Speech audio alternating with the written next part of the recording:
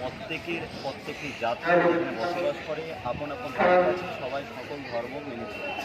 এখানে একটি ধর্মের ওপরে একটি ধর্মবিদ্বেষমূলক একটা বিষয় উঠে এসেছে, যেটা বাবরি মসজিদ, যে মসজিদের সঙ্গে নাম লিপিবদ্ধ রয়েছে বাবর, সেই মসজিদকে ফ্যাসিস্ট সরকার, বিরোধী সরকার, তারা ষড়যন্ত্র করে সেই মসজিদটাকে হাজার হাজার মুসলমানদের অন্তর থেকে কেড়ে নিয়েছে।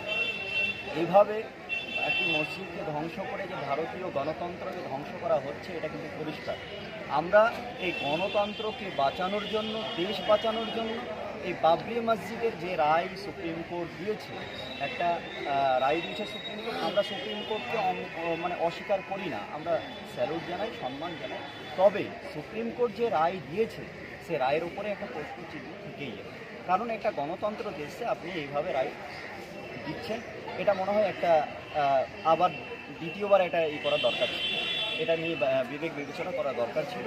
একপেশিয়া রায় কখনো গণতন্ত্রকে টিকে রাখতে পারে। এই আমরা গণতন্ত্রকে বাঁচানোর জন্য, দেশ বাঁচানোর জন্য ভারতের হিন্দু, মুসলমান, শিখ, ইসাই সমস্ত ভারতীয় একসঙ্গে বসবাস করার স্বপ্ন দেখিয়েছেন বাবা সাহেব আম্বেদকর। সে বাবা সাহেব আম্বেদকরের সংবিধান, রচিত সংবিধান, সেই সংবিধানকে স্যালুট জানিয়ে আমরা মাথায় পেতে নিয়ে সেই সংবিধানকে বাঁচানোর জন্যই আজকে এই রাজপথে আলিয়া বিষয়ের ছাত্রছাত্রী এবং মাদ্রাসা ছাত্র ইউনিয়ন এই রাজপথে নামছে। आपने कि ये सब कुछ जो हुआ है वो तो अक्सरियत के बलबूते पर हुआ है और ताकत के बलबूते पर हुआ है। तो जाहिर है कि बाबरी मस्जिद से जिन लोगों का ताल्लुक़ है वो कमज़ोर भी हैं और अक़लियत में भी हैं। तो ऐसी सूरत में जो अदालत से उम्मीद थी कि अदालत इंसाफ करेगी, उससे भी इंसाफ नहीं हो सका। और वो फैसला जो उसका है अदालत का, उसमें भी ये लिखा हुआ कि हमसे फ़ैसला नहीं हो सका। उसमें लिखा हुआ है कि मस्जिद में मूर्ति रखना, मस्जिद का तोड़ना, ये सब गैर कानूनी था। यहाँ तक कि जो मस्जिद की इमारत थी उसके नीचे किसी मंदिर वगैरह का भी कोई नामो निशान नहीं था।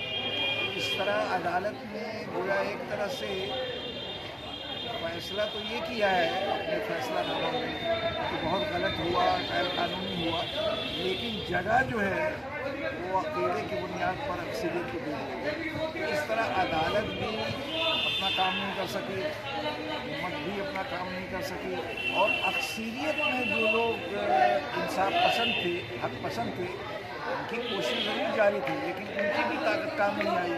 जाहिर है कि जो अक़लियत थी वो क्या कर सकती थी। आने वाले मुस्तक़बिल में जिस तरह फ़िरका परस्त अक़लियतों के ख़िलाफ़ आवाज़ उठा रही है, क्या रिज़ल्ट होगा इनका?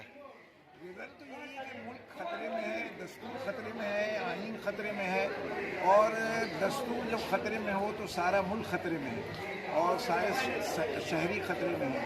और इस बात को मुल्क के जो अमन पसंद लोग हैं, इंसाफ पसंद लोग हैं, वो महसूस करते हैं और उसके लिए वो कोशा हैं। अच्छा, मिल्लत इस्लामिया को क्या मैसेज देना चाहेंगे आज बाबरी मस्जिद को लेकर? ज़रूरी ये है कि जो लोग भी दस्तूर बचाने के लिए, मुल्क बचाने के लिए उठ खड़े हुए हैं, मिल्लत उसका साथ दे, और अगर आगे न रह सके तो कम से कम उनके साथ रहे, और साथ भी न रह सके तो उनके पीछे जरूर रहे। बाबरी मस्जिद 32 साल 6 दिसंबर के दिन आईन इंसाफ को दफन कर दिया गया।